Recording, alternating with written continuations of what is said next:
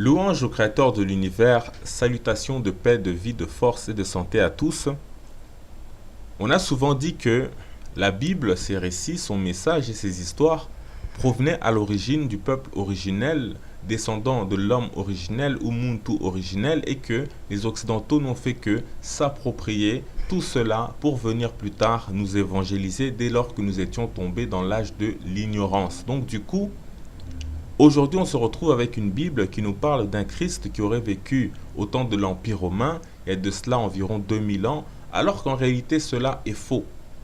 Mais ça, c'est pas vraiment notre sujet dans cette vidéo. Ici, ce qu'on veut montrer, c'est que c'est une pratique qui ne doit pas nous étonner, qui ne doit pas nous surprendre. Parce que, par exemple, dans l'hindouisme, le Ramayana et le Mahabharata sont les deux plus grandes épopées de l'Inde antique. Ces textes sont beaucoup plus volumineux que la Bible. Par exemple, le Mahabharata est au moins 20 fois plus long que les Bibles que nous avons, qui ont été compilées.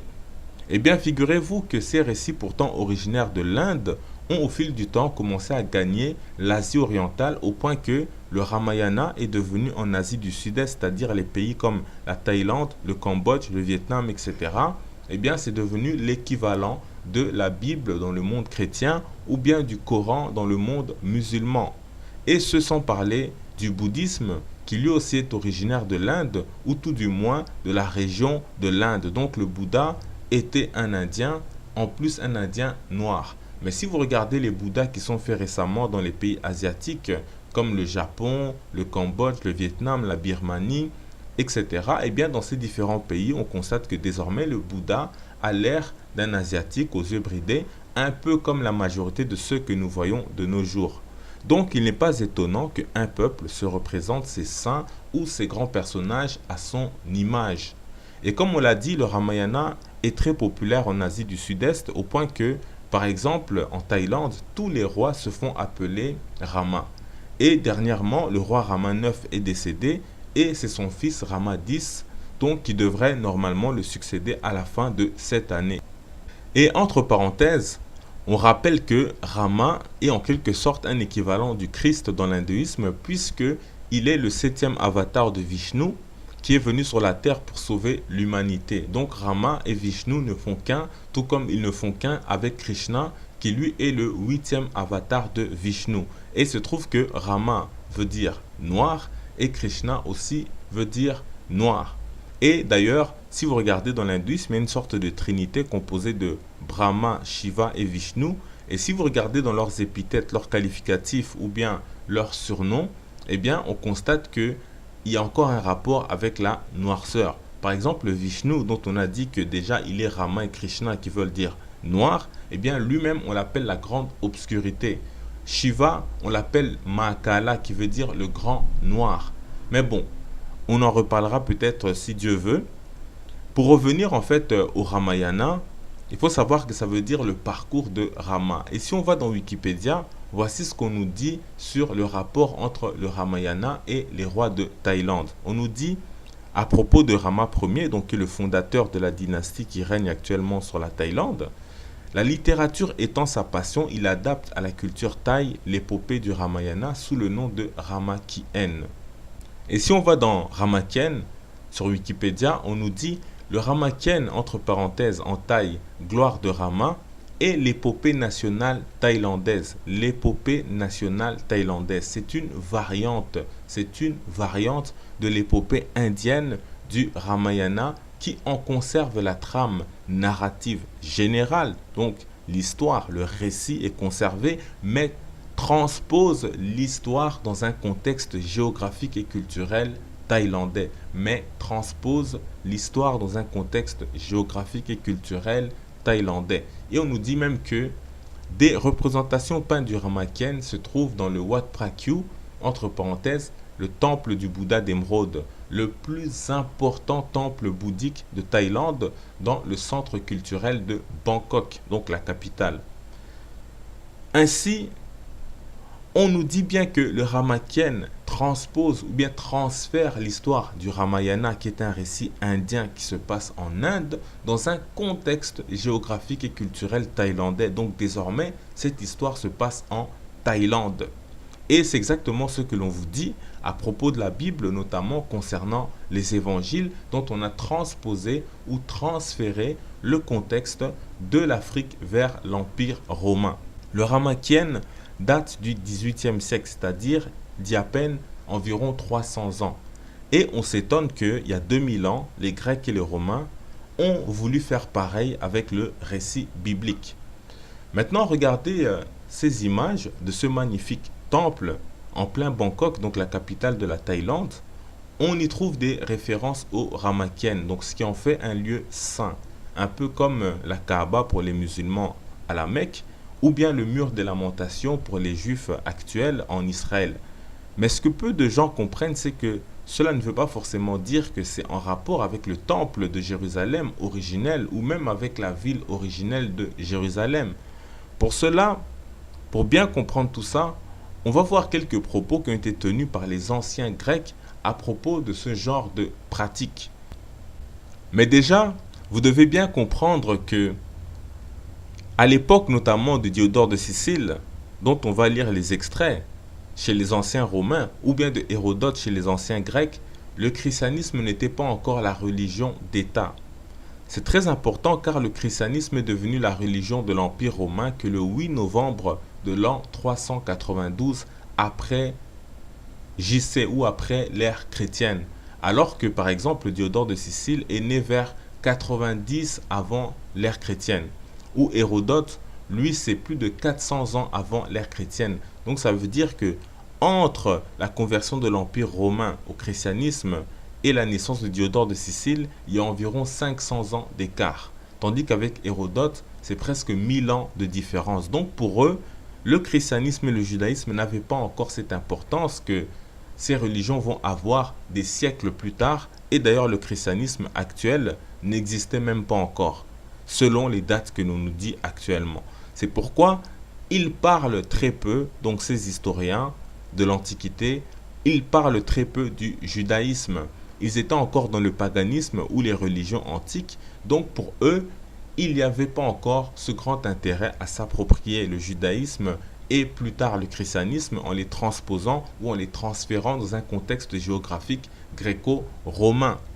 Même si les hauts dirigeants étudiaient très sérieusement la question depuis maintenant plusieurs siècles, car il ne faut pas oublier que en l'an 270, avant l'ère chrétienne, les rois grecs qui régnaient sur l'Égypte avaient commencé un travail de traduction de la Torah vers le grec.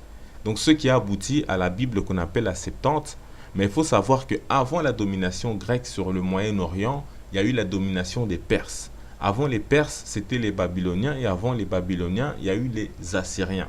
Donc cela est important pour comprendre comment ces différentes puissances ont eu à influencer et à transposer les écritures saintes dans leur contexte culturel et géographique. Donc voilà comment l'histoire biblique est partie de l'Afrique vers le contexte gréco-romain en passant par le Moyen-Orient, avec pour point d'ancrage donc l'Égypte et Babylone, mais aussi Ninive en Assyrie et Suse en Perse.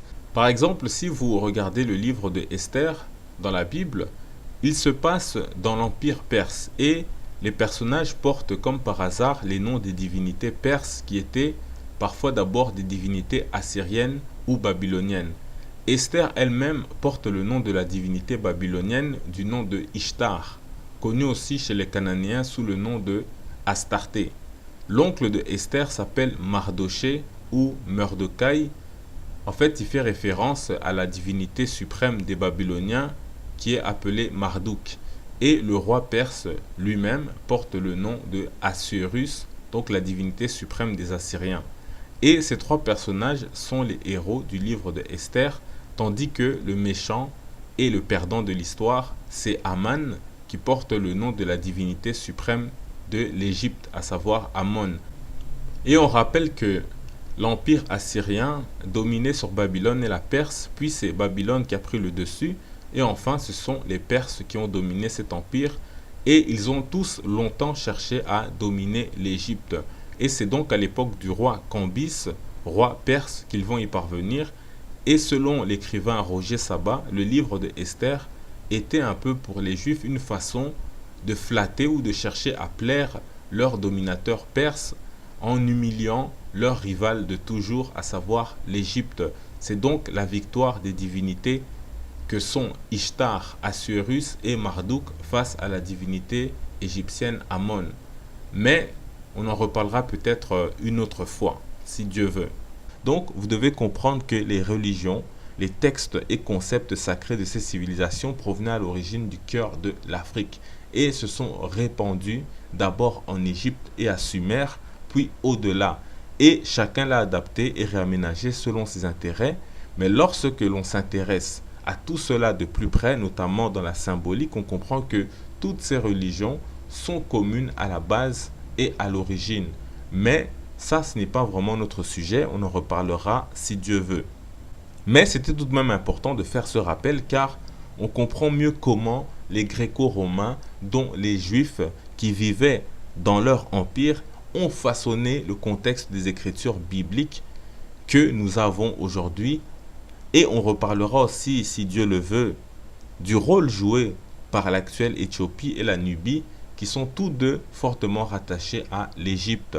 Et donc, ces Grecs, conformément à leur vision, ils avaient un grand intérêt à délocaliser ou à transposer les récits et croyances qu'ils avaient adoptés, notamment pour les transposer de l'Afrique vers le monde gréco-romain. À ce moment, le christianisme et le judaïsme n'étaient pas leurs croyances populaires, donc ce n'était pas un intérêt immédiat pour le pouvoir. C'est seulement plus tard qu'après l'ascension du christianisme, ou disons plutôt l'ancêtre du christianisme dans les territoires de l'Empire romain, que ce travail de transfert maintenant du contexte va prendre son essor. On va essayer de faire des vidéos reliées au temps des pères de l'Église où on se rendait compte en fait de ce transfert-là. Mais de toute façon, cela aura lieu après Diodore de Sicile et après Hérodote, dont on va lire les extraits dans cette vidéo de leurs propos qu'ils ont tenus. Et on assiste qu'à leur époque, les Grecs n'étaient pas chrétiens. Et selon, soi-disant, ce que l'on nous dit à propos des dates actuelles, le christianisme n'existait pas, car le Christ n'était pas encore venu sur terre. Mais, si Dieu veut, on verra que ça aussi c'est faux. Et donc, autrefois, avant même que les Grecs n'adoptent leurs croyances païennes, leurs sages et anciens comme Hésiode et surtout Homère, qui est le père de la littérature grecque, donc le père de la littérature occidentale, était allé et avait étudié en Égypte. Et donc, ces pères-là de la culture grecque leur sont revenus avec une prédication religieuse fortement influencée par l'Égypte, et les Grecs ont adopté ces croyances en les transposant à leur contexte géographique, donc au contexte grec. Mais avant cette époque, la Grèce était dans son âge de l'ignorance. D'ailleurs, si vous regardez l'histoire de la Grèce antique, elle se divise en 7 parties généralement. On a d'abord la civilisation minoenne vers 3200 avant l'ère chrétienne. Ensuite, la civilisation mycénienne vers 1550 avant l'ère chrétienne. Et ensuite, on a ce que les historiens appellent le siècle obscur, où la civilisation grecque va maintenant s'effondrer. Et ça va être de 1200 à peu près avant l'ère chrétienne jusqu'à 800 avant l'ère chrétienne. Puis on arrive à l'époque archaïque qui marque le renouveau de la Grèce antique et donc qui commence vers 800 avant l'ère chrétienne. Puis vient l'époque classique vers 510 avant l'ère chrétienne avec les Platon, Hérodote, Aristote, etc. où donc la pensée et la philosophie grecque va fortement se développer. Puis vient l'époque qu'on appelle l'époque hellénistique, vers 323 avant l'ère chrétienne, donc après ou vers l'existence de Alexandre le Grand, où la Grèce va dominer une partie de l'Europe, l'Égypte et le Moyen-Orient. Et enfin, on a eu la Grèce romaine vers 146 avant l'ère chrétienne. Donc vous aurez remarqué que l'époque sombre ou obscure de la Grèce antique prend fin au 8e siècle. Donc exactement l'époque de Homère et Hésiode. Homère, le père de la littérature grecque qui a étudié en Égypte. Jusque-là, la Grèce était un peu comme dans la situation actuelle de l'Afrique, donc aliénation mentale, instabilité politique, ignorance de leur histoire, etc. Et c'est donc des gens comme Homère, un peu comme la diaspora africaine aujourd'hui, eh bien, ils sont allés en Égypte pour apprendre et ont composé les textes fondateurs de la religion et de la culture grecque, qui est la mère de la culture occidentale que nous avons aujourd'hui. Donc, mettant fin ainsi à l'âge sombre de l'Occident. Et comme on a vu, l'histoire de la Grèce antique se termine par la Grèce romaine, c'est-à-dire lorsque ce qui va devenir l'Empire romain va avaler et prendre le contrôle de la Grèce antique et ainsi aussi hériter par là de sa culture. C'est pourquoi, avant de voir des exemples de ce que les Grecs ont puisé de la religion en Afrique pour le transposer ou le transférer chez eux, il est intéressant de préciser que les Romains ont fait pareil avec les Grecs. Ils se sont permis de faire cela avec les Grecs, dont ils ont hérité la culture, les connaissances, etc. Par exemple, si on regarde les divinités grecques et romaines, on voit que les Romains se sont appropriés les divinités grecques pour les transposer ou les transférer à leur patrimoine culturel dans leur contexte géographique. Par exemple, Arès, qui est la divinité de la guerre dans la Grèce antique, est devenue Mars chez les Romains. Athéna, donc déesse de la guerre, de la sagesse, des artisans, des artistes et des maîtres, devient Minerve chez les Romains. Dionysos, divinité de la vigne, des fêtes, du théâtre, etc., est devenu Bacchus chez les Romains. Héraclès, donc, que l'on connaît, donc, qui personnifie la force, est devenu Hercule chez les Romains. Hermès, divinité du commerce, devient Mercure chez les Romains. Poséidon, donc divinité des océans, des mers, devient Neptune chez les Romains. Zeus, qui est le roi des divinités de la Grèce antique, divinité de la foudre, du ciel, etc., devient maintenant Jupiter chez les Romains. Et on retrouve toutes ces divinités grecques dans des récits où on les a transposées directement dans le contexte romain. Du coup, le Arès grec, qui est Mars chez les Romains, eh bien, en Rome, il est le père de Romulus, fondateur de la ville de Rome. Ou encore, Athéna, qui est la protectrice de la ville de Athènes, devient Minerve chez les Romains. Minerve est la protectrice de Rome. Et bien entendu, ces divinités ont des temples qui leur sont dédiés chez ces deux nations-là.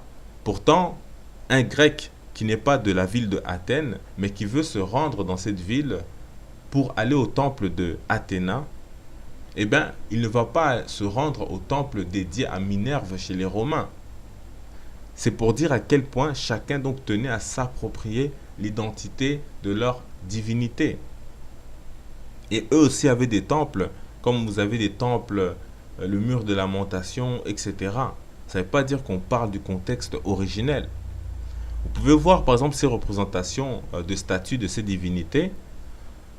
On ne peut pas faire de distinction entre elles si on ne vous dit pas que telle représente Minerve ou bien que telle représente Athéna. Donc, ce n'est pas possible de le savoir, il faut que quelqu'un vous le dise.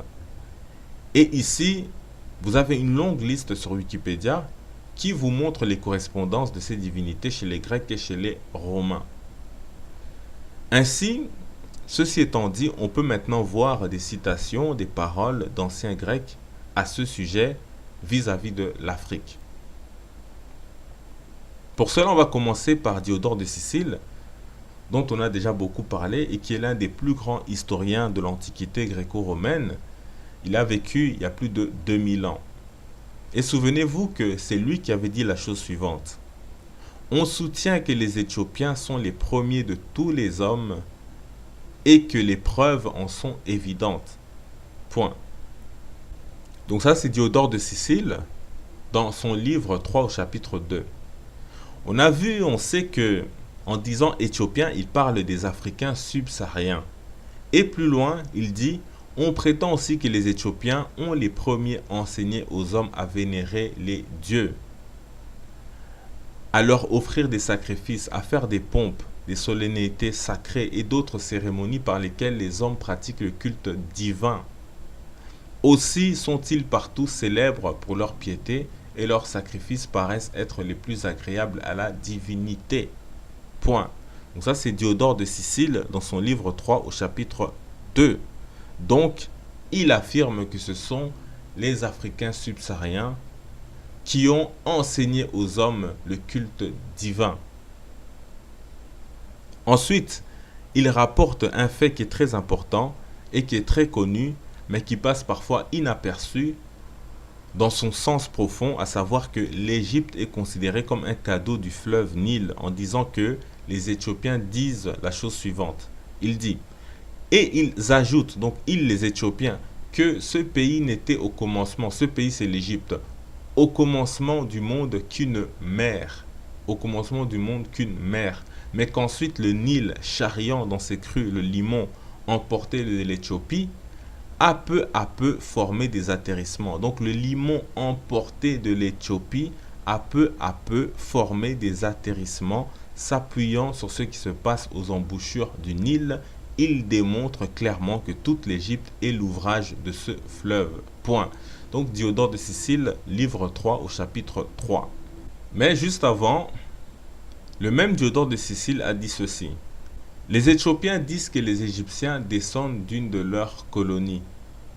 Les Éthiopiens disent que les Égyptiens descendent d'une de leurs colonies. Ça, c'est toujours Diodore de Sicile dans son livre 3, chapitre 3.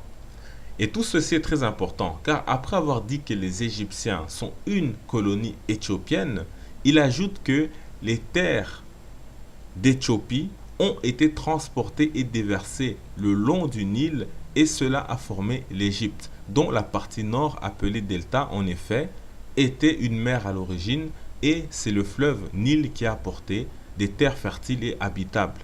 Mais ce qu'on oublie dans tout cela, c'est que les sources du Nil sont en Afrique centrale, à l'est, dans la région des Grands Lacs africains. Et Diodore de Sicile dit que ces terres ou ce limon étaient donc apportés de ces terres-là, de l'Éthiopie.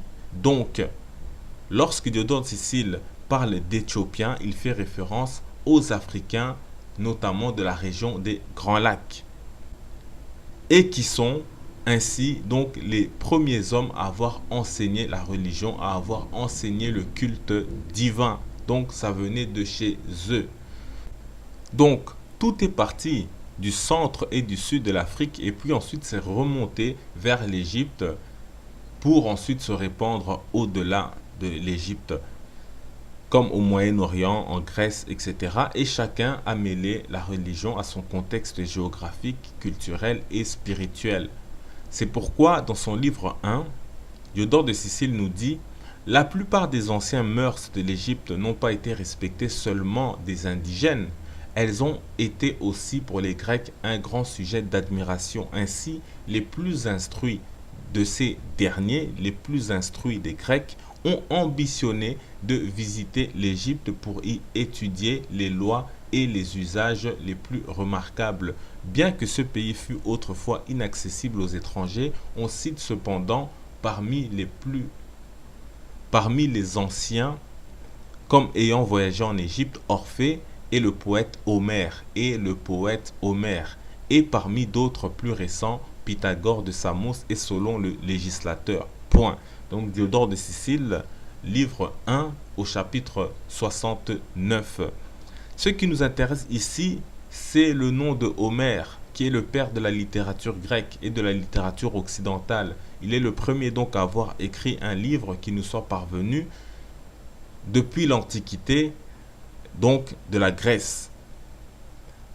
Et tout au long de l'Antiquité gréco-romaine, la plupart des auteurs citent sans cesse Homère comme référence. Or, c'est à partir de lui que se termine l'âge sombre de la Grèce antique au 8e siècle avant l'ère chrétienne, et c'est dans ces deux livres qu'il a écrit, donc l'Iliade ou ces deux poèmes qui sont très longs, c'est-à-dire l'Iliade et l'Odyssée, c'est là qu'apparaissent les noms et les attributs des divinités grecques pour la première fois, et comme par hasard, ce Homère a étudié en Égypte. Et avant lui, il y avait même Orphée, qui est un personnage qu'on considère comme légendaire, etc. Mais on nous dit que lui aussi a étudié en Égypte. Et voici ce que Diodore de Sicile dit de comment les Grecs ont cherché à s'approprier la naissance de Osiris sous le nom de Bacchus ou Dionysos. Donc on cite ce que nous dit Diodore de Sicile dans son livre 1. On dit qu'il s'est écoulé plus de 10 000 ans depuis Osiris et Isis jusqu'au règne d'Alexandre. On dit qu'il s'est écoulé plus de 10 000 ans depuis Osiris et Isis jusqu'au règne d'Alexandre, qui a fondé en Égypte la ville qui porte son nom. D'autres écrivent qu'il y a près de 23 000 ans. Ceux qui prétendent que Osiris est né à Thèbes en Boétie, de Sémélé et de Jupiter sont dans une erreur dont voici l'origine.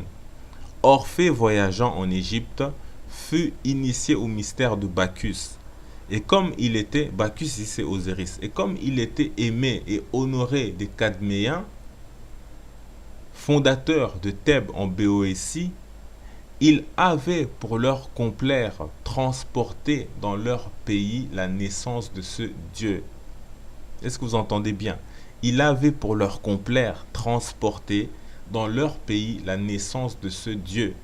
La multitude, soit ignorance, soit désir de faire de Bacchus, donc de Osiris, un dieu grec. Donc la multitude, donc la masse, la population, soit par ignorance, soit par désir de faire de Osiris un dieu grec, accueillit volontiers les mystères et les initiations dionysaques, donc de Osiris. Point. Donc ça c'est Diodore de Sicile, livre 1 au chapitre 23. Donc Diodore de Sicile le dit clairement, soit par ignorance, ou bien soit par un désir de faire de Bacchus ou de Osiris un dieu grec. Donc on voit comment ils ont transposé la naissance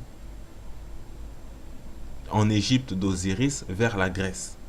Il faut dire ainsi la même chose aujourd'hui avec le récit biblique pour ceux qui disent soi-disant le Christ est venu il y a 2000 ans en Palestine romaine, etc., qu'il était blanc ou bien même qu'il était noir dans cette Jérusalem actuelle que nous avons au Moyen-Orient. Eh bien ceux-là aussi se trompent.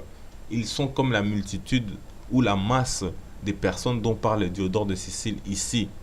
Ils croient cela soit par ignorance ou soit par le désir que les Romains avaient de transporter le Christ pour en faire un Romain, ou tout du moins un Juif qui a vécu dans l'Empire romain. Et beaucoup d'Africains répètent cela car on est tombé dans l'âge sombre, dans l'âge de l'ignorance de l'histoire du peuple originel. Et remarquez que Diodore de Sicile parle de la ville grecque de Thèbes en Boétie. Or, n'importe qui s'intéresse un minimum à l'Égypte antique sait qu'il y a une ville qui s'appelle Thèbes en Égypte antique et qui était longtemps la capitale de ce pays. Donc, c'est pour vous dire qu'il n'y a pas que les personnes, mais aussi les villes qui peuvent se retrouver à différents endroits avec le même nom. Maintenant, revenons à Diodore de Sicile qui dit cette fois-ci à propos de Hercule que les Grecs se sont aussi appropriés son identité. Donc, lisons ce qu'il nous dit.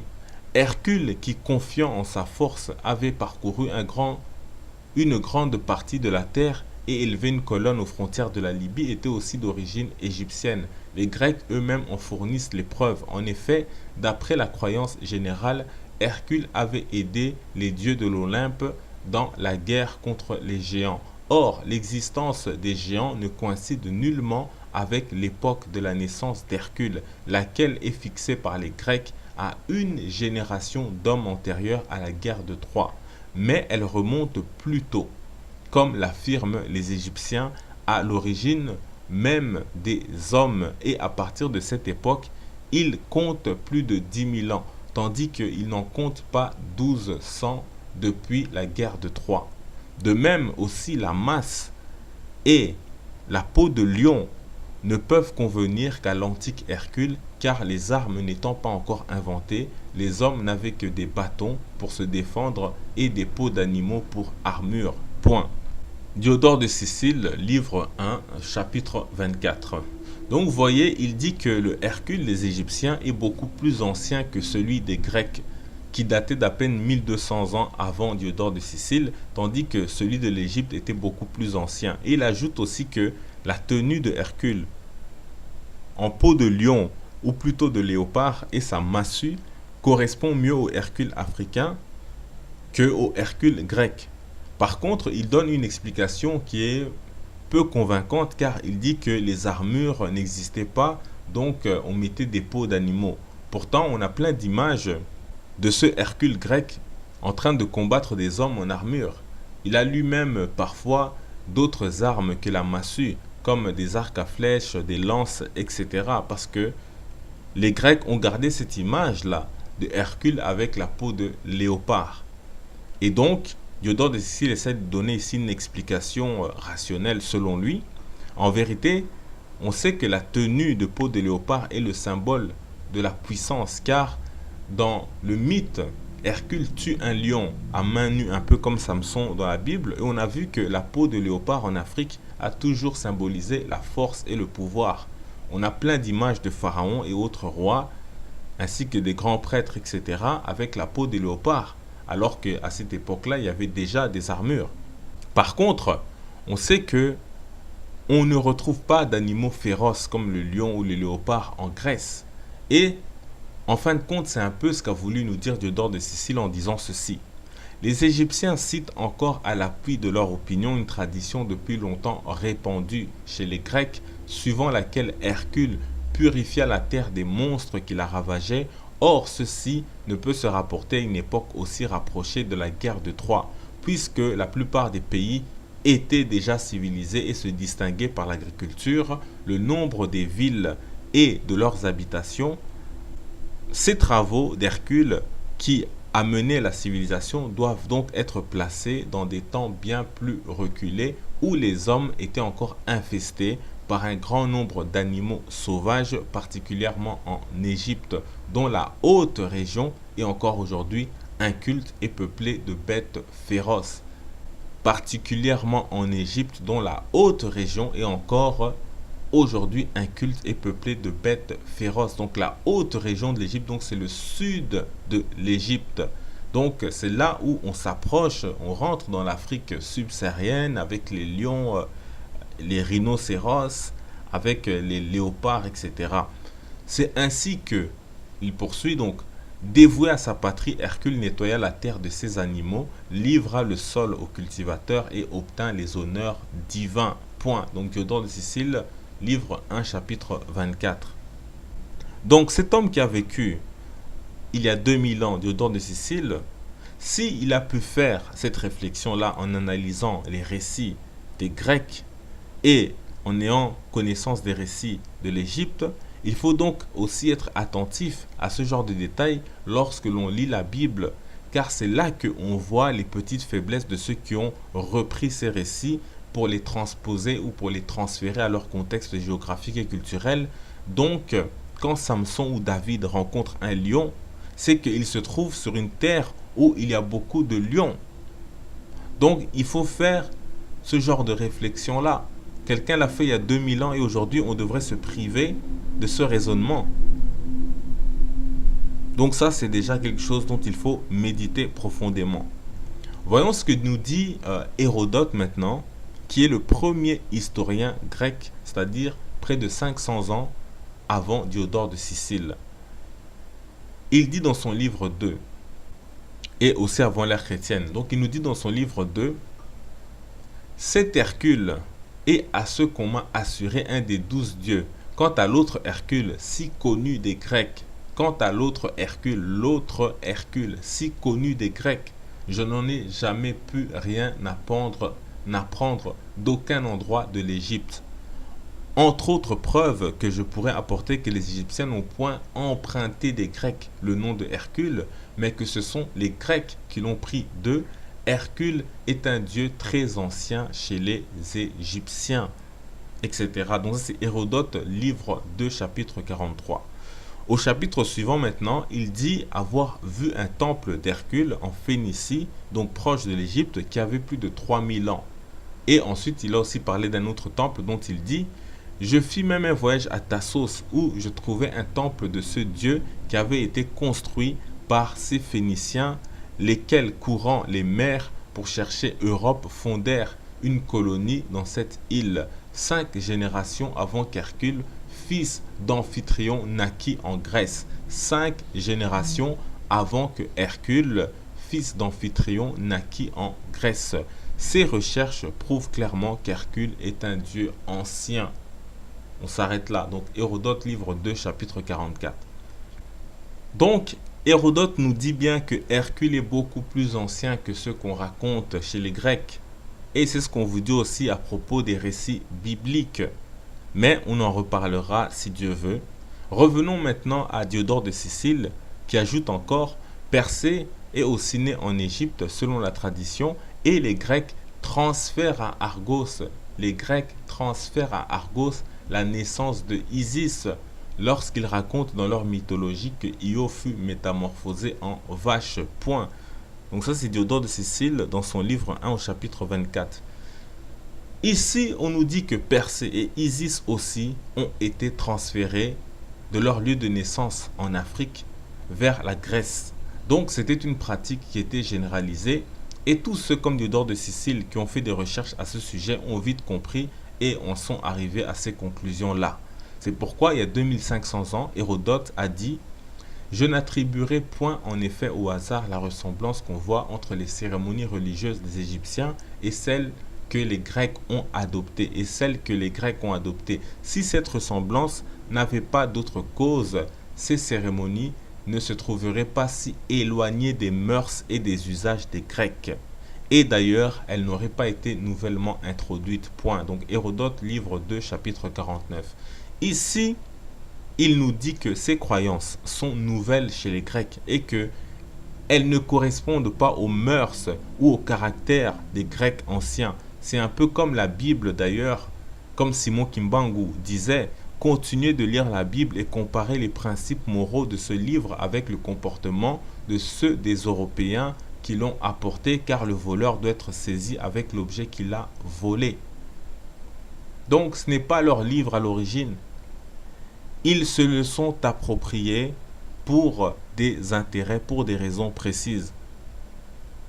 Et d'ailleurs, Hérodote a vécu à la fin de l'Empire égyptien, c'est très important. Donc l'Égypte avait déjà plus de 3000 ans d'histoire avant Hérodote. Et les rapprochements se sont faits au fil des conquêtes entre les cérémonies, les croyances, les déviances, etc., l'égarement. Donc, a fait en sorte qu'il y avait de plus en plus de rapprochements entre la Grèce antique et l'Égypte antique dans les cérémonies, etc. Bien que beaucoup de ce qui était ancien en Égypte était encore là. Mais néanmoins, il ne faut pas croire qu'il n'y a pas eu de changement en 3000 ans. Il y a eu beaucoup d'évolutions et beaucoup d'interprétations, notamment sur le fait que est-ce qu'il y a plusieurs dieux ou bien un seul dieu, un dieu unique ou bien le polythéisme, etc. Les Égyptiens croyaient en une seule divinité suprême, mais croyaient en plusieurs manifestations qu'ils représentaient de façon symbolique, spirituelle, allégorique, etc. Mais bon, on en reparlera. Et dans tous les cas, il faut le dire, tout comme les Israélites et d'autres, les Égyptiens se sont égarés dans l'idolâtrie, dans beaucoup de choses qui ont fait en sorte d'ailleurs qu'ils ont chuté. Et ça arrive à toutes les civilisations. Bon, on poursuit. Hérodote dit encore: on a longtemps ignoré l'origine de chaque dieu, leur forme, leur nature. Et s'ils avaient tous existé de tout temps, ce n'est que, pour ainsi dire, que d'hier qu'on le sait. Je pense en effet que Homère et Hésiode ne vivaient que 400 ans avant moi. Je pense en effet que Homère et Hésiode ne vivaient que 400 ans avant moi. Donc, point. Hérodote, livre 2, chapitre 53. Ici, Hérodote nous dit que Homère et Hésiode, qui sont les premiers à avoir transmis aux Grecs ce qu'ils savent de leur divinité, ont vécu à peine 400 ans avant lui. Tandis que tout ça en Égypte est très ancien. C'est pourquoi plus loin il ajoute: l'oracle de Thèbes en Égypte et celui de Dodone en Grèce ont entre eux beaucoup de ressemblances. L'art de prédire l'avenir tel qu'il se pratique dans les temples nous vient aussi de l'Égypte. Du moins, il est certain que les Égyptiens sont les premiers de tous les hommes qui aient établi des fêtes ou assemblées publiques, des processions à la manière d'approcher de la divinité et de s'entretenir avec elles. Aussi les Grecs ont-ils emprunté ces coutumes des Égyptiens. Une preuve de ce que j'avance, c'est qu'elles sont en usage depuis longtemps en Égypte et qu'elles ont été établies que depuis peu chez les Grecs. Point. Donc Hérodote, livre 2, chapitre 53. Ce que dit cet homme est très important. Très très important. Mais maintenant, dans le passage qui va suivre, Hérodote, en tant que grec, se doit de respecter ses propres divinités, ses propres croyances, ses coutumes. Alors, il va en conclure de toutes ces ressemblances que les divinités grecques ont bel et bien existé, mais qu'en réalité, c'était des hommes qui portaient des noms de divinités et que on a par la suite en fait confondu avec les divinités. C'est pourquoi il conclut en disant: si ces dieux avaient été connus en Grèce, et s'ils y avaient vieilli tels que Hercule, fils d'Amphitryon, Bacchus, fils de Sémélé, et Pan, fils de Pénélope, on pourrait dire aussi, quoiqu'ils ne fussent que des hommes, qu'ils étaient en possession des noms des dieux nés dans les siècles précédents. Il me paraît, donc il dit plus loin, il me paraît par conséquence évident que les Grecs ont appris plus tard les noms de ces dieux que ceux des autres, et qu'ils ne datent leur naissance que du temps où ils ont ouï parler, donc où ils en ont entendu parler. C'est aussi le sentiment des Égyptiens, point. Donc Hérodote, livre 2, chapitre 146. Donc frères et sœurs, les choses sont très claires. Les anciens Grecs, après avoir entendu parler de la religion égyptienne et après avoir eu connaissance de certains récits, rites et pratiques, ils les ont adoptés et adaptés en les transférant à leur contexte géographique et culturel, donc selon leurs intérêts. Et on peut en retrouver plein d'exemples de ce type-là chez d'autres peuples. Et on en reparlera en entrant plus en détail si Dieu veut. Mais il faut se rendre à l'évidence que les récits bibliques ont eu à connaître le même traitement. Cela ne change au final pas grand-chose dans le fond, mais la forme a de quoi nous embrouiller avec des Ponce Pilate, gouverneurs romains en Judée, du temps du Christ, les paroles comme rendre à César ce qui est à César, etc. D'ailleurs, si on remplace rendre à Nabuchodonosor ce qui est à Nabuchodonosor, ben, ça ne change pas grand-chose au final. On comprend toujours le sens de la formule. Donc disons que la Bible, Nouveau Testament, en fait est une adaptation gréco-romaine des textes et pratiques sacrés du peuple originel venu de l'Afrique, tandis que l'Ancien Testament, lui, a pris une coloration assyrienne, babylonienne et perse, mais aussi un peu égyptienne, qui pourtant est en fait sa source la plus ancienne avant de prendre sa forme finale. Mais avant cela, tout est parti de l'Afrique subsaharienne, un peu à la manière dont l'explique Diodore de Sicile, et principalement des régions au niveau des sources du Nil, Afrique de l'Est, Afrique centrale des Grands Lacs, etc. Que d'ailleurs, on en reparlera si Dieu veut, était appelée par les anciens Égyptiens, donc cette Afrique-là, ces régions-là, des sources du Nil, Ta-Néjer, c'est comme ça que les Égyptiens l'appelaient, ce qui veut dire la terre de Dieu. Certes, c'est un terme prononcé en fait approximativement par les égyptologues, mais c'est assez conventionnel et suffisant pour le moment, même s'il faudra entrer plus en profondeur à l'avenir dans nos langues africaines. Mais déjà, sachez qu'à partir de maintenant, si Dieu veut, dans nos vidéos, on va commencer doucement à appeler l'Afrique, la terre de Dieu, ou Ta-Néjer, comme le faisaient nos ancêtres. Mais on en reparlera.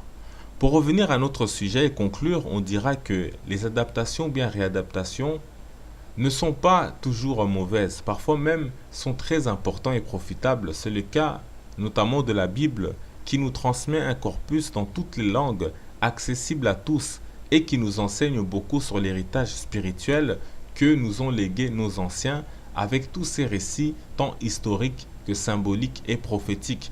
Et on se doit de savoir que la profondeur de la Bible est plus dans le sens des mots hébreux que dans la lecture simple des traductions.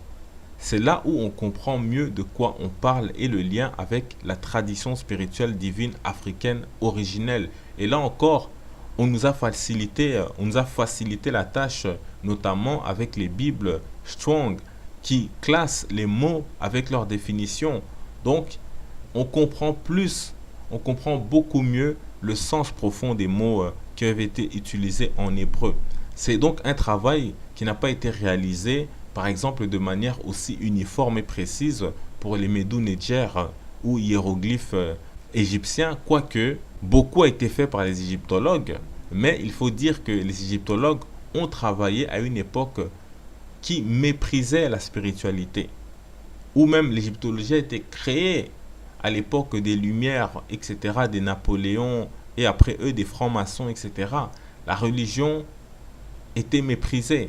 C'était une époque raciste et esclavagiste. Donc, il y a beaucoup de lacunes par négligence, mais aussi des secrets très certainement inaccessibles à ces personnes-là et accessibles, réservés au peuple originel, à qui beaucoup de cela est adressé. Et il en est de même pour la Bible. Mais c'est à nous de faire le travail. Donc, ces adaptations ne sont pas mauvaises à condition de ne pas mépriser les autres sources antiques qui nous apportent aussi des lumières et parfois complètent la Bible dans la compréhension de certains concepts. Et plus on va loin dans le temps, dans le passé, mieux on comprend les choses avec les sources premières, de première main.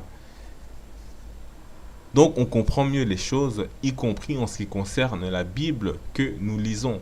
Aujourd'hui, on réadapte encore et toujours au cinéma des films comme par exemple Hercule, Achille, Moïse, les pharaons d'Égypte, etc. On nous les présente comme étant des hommes blancs. Et ainsi on veut écarter le peuple originel de son histoire, alors que même les Grecs anciens le reconnaissaient. Ils reconnaissaient qu'ils ont été apprendre en Afrique. Même des contes comme Cendrillon viennent de l'Égypte antique selon les auteurs grecs anciens, comme Strabon. Et pourtant, on a des adaptations à toutes les sauces de Cendrillon. Mais si vous allez même sur Wikipédia et vous tapez Cendrillon, vous verrez que on nous dit que c'est l'histoire d'une femme qui prenait son bain lorsque un aigle est arrivé et lui a volé en fait une de ses chaussures, et que cet aigle est ensuite allé déposer cette chaussure dans la cour du palais du pharaon. C'est tombé à ses pieds. Ce pharaon, voyant ce cadeau venu du ciel, a ordonné qu'on cherche dans tout le pays la femme qui pouvait donc chausser cette chaussure-là. Et donc c'est ainsi qu'ils ont fini par retrouver cette femme et le pharaon l'a épousée. Donc c'est un peu comme on dit dans les contes de fées, ils se marièrent et ils eurent beaucoup d'enfants. Donc le prince charmant, c'était ce pharaon-là. Et on dit même qu'à sa mort, à la mort de cette fille, le pharaon a bâti donc la pyramide, une des pyramides, pour en faire son tombeau. Donc ce récit est de Strabon dans son livre 17, tome 1 au chapitre 33. En bref, pour conclure cette vidéo, on dira que le transfert des histoires d'un contexte géographique donné ou culturel, etc., était une pratique qui était courante et qui l'est encore. Vous avez peut-être vu le film Les Infiltrés avec Leonardo DiCaprio, Matt Damon, etc. Moi, je ne l'ai jamais vu et pourtant à l'époque, j'avais essayé plusieurs fois de le voir. Mais je n'arrivais pas parce qu'il se trouve qu'avant, en fait, j'étais tombé sur la version originale chinoise qui, à mon avis, est bien meilleure que la version américaine. On connaît aussi les films comme Godzilla, qui est un concept japonais adapté ensuite en Amérique. Donc, ça c'est le cinéma. Mais ça existe en littérature, en jeux vidéo, etc. Parfois, on adapte des récits, même africains. Mais c'est nous qui ne le remarquons pas, puisqu'on a oublié notre propre histoire. Il en a été ainsi des religions anciennes, et sachez que si l'Empire romain s'était converti au judaïsme ou à l'Ancien Testament à l'époque de Diodore Sicile, eh bien jamais on n'aurait conservé sa coloration assyro-perso-babylonienne telle que nous le voyons actuellement. En tout cas, si les Grecs et les Romains dominaient et qu'ils étaient convertis au judaïsme, eh bien la Bible serait très différente de ce que nous avons aujourd'hui. Ni la langue araméenne, ou dite hébreu d'ailleurs, serait restée dominante de cette manière-là, ainsi que son écriture. D'ailleurs, on a vu que le Nouveau Testament, où on nous parle de textes originaux grecs soi-disant, parce qu'en fait, le grec était la langue intellectuelle et populaire du savoir, etc., un peu comme l'équivalent de l'anglais aujourd'hui, mais à l'Empire romain à l'époque. En Occident, de l'Empire romain, on parlait le latin, et dans l'Orient, on parlait le grec, puisque à l'époque, Alexandre le Grand avait conquis cette région-là. Donc avant que les Romains arrivent, les Romains n'ont fait que récupérer tout cela, et ils ont laissé principalement le grec, la langue grecque dominer à cet endroit. C'est pourquoi si vous allez dans des pays comme la Syrie, le Liban, en Égypte, à Alexandrie, et dans beaucoup d'endroits, vous allez voir que les orthodoxes, les religieux orthodoxes chrétiens, sont beaucoup de culture grecque. Donc les gréco-romains ont fait évoluer les évangiles et les autres récits dans leur contexte pour justifier ou légitimer le fait, par exemple, de faire du Vatican le centre de l'Église universelle et le pape le chef de cette Église, soi-disant, parce que les papes prétendent qu'ils sont les successeurs de l'apôtre Pierre, qui lui-même serait soi-disant mort à Rome, où il était venu soi-disant évangéliser. Déjà que ils ont fait évoluer le Christ lui-même en personne en Palestine à une époque où celle-ci était une province de l'Empire romain, dirigée par un Ponce Pilate qui était un gouverneur romain. Donc ils ont déjà fait cela. Du coup, le christianisme est devenu un outil de puissance et de pouvoir. En plus, avec cette légitimité-là, le Vatican va devenir en fait le centre de cette religion qui va aller comme ça évangéliser, se propager, essayer d'avoir un monopole, empêcher que les gens disent autre chose que ce que eux ils vont dire. Donc, ils ont été très futés à ce niveau-là, très rusés et sournois pour justement s'approprier le récit biblique et la religion. Posez-vous la question, pourquoi, comme par hasard, à Rome et pas en Palestine ou ailleurs, où ils reconnaissent eux-mêmes que cette histoire-là se déroule. Déjà avant ça, les Grecs qui étaient établis en Égypte avaient fait de Alexandrie la ville principale. Donc cette ville qui porte le nom de Alexandre le Grand, ils en ont fait le principal centre culturel et intellectuel du monde grec. Donc ils n'ont pas hésité à faire cela. C'est là aussi qu'ils ont fait traduire les plus anciennes versions de l'Ancien Testament. Et comme on a dit, si ces Grecs n'étaient pas dans un mélange de croyances en Zeus, Apollon, etc., avec les vestiges des croyances égyptiennes, qu'ils se sont appropriés comme on l'a vu dans cette vidéo, eh bien, nul doute qu'ils n'allaient pas hésiter une seule seconde à transposer l'Ancien Testament en Grèce ou dans un contexte grec profondément ancré en Grèce. C'est pourquoi le Nouveau Testament revient comme une mise à jour où ces gens-là qui arrivent en retard veulent quand même se tailler leur part du gâteau. Et pour finir, nous disons que si les Romains n'ont pas hésité non plus à s'approprier les croyances grecques et à les transposer chez eux, donc pourquoi il en aurait été autrement du christianisme lorsque ces Romains ont commencé à dominer? Et il nous faut préciser que les Gréco-Romains ont supervisé et ils ont orienté les travaux religieux selon leurs intérêts.